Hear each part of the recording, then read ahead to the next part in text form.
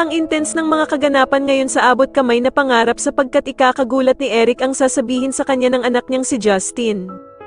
Dito nga dahil sa tulong ni Annalyn ay tuluyan nang lalambot ang puso ni Justin at maawa na nga ito sa ina niyang si Giselle, kaya naman ay mapagdedesisyonan niya ngang hindi na sumama sa ama niyang si Eric pabalik ng US.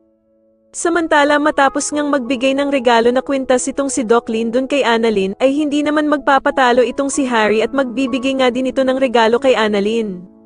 Matapos nga ang naging performance nila Annalyn at Justin, ay masusupresa itong si Annalyn dahil nga sa gagawing surprise message ni Harry habang nakasuot ito ng Santa Claus. Sa kabilang banda naman ay muli ngang magkakatagpo ang landas nila Doc Robert at Lynette dahil sa pareho silang a-attend sa party ng mga bata. Manghihinayang naman itong si Doc Robert dahil sa hindi nga daw makikita ng ama niyang si Don Pepe ang kanyang mga apo, na sila Annalyn at Justin na magkasamang gumawa ng party. Pero ko-comfort naman siya ni Lynette at sasabihing may pag-asa pa naman daw na makita ni Don Pepe ang kanyang mga apo dahil sa buhay pa naman daw ito. Subalit mukhang nawawala na nga ng pag-asa itong si Doc Robert at sasagutin niya nga si Lynette na kung paano nga daw kung hindi na daw tuluyang magising ang ama niyang si Don Pepe. Samantala ay ikakabigla naman ni Justin ang pagdating ng ina niyang si Giselle sa party at magagalit pa nga siya kay Annalyn dahil sa kung siya ba daw ang nagpapunta dito.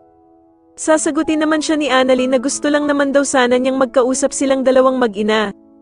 Pero agad namang hihingi ng tawad itong si Giselle sa anak niyang si Justin at aalis na nga lang daw siya.